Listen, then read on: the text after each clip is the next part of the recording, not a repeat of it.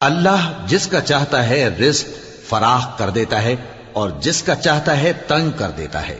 اور کافر لوگ دنیا کی زندگی پر خوش ہو رہے ہیں، اور دنیا کی زندگی آخرت کے مقابلے میں بہت تھوڑا سامان ہے۔ اور کافر کہتے ہیں کہ اس پیغمبر پر اس کے پروردگار کی طرف سے کوئی نشانی کیوں نازل نہیں ہوئی؟ کہہ دو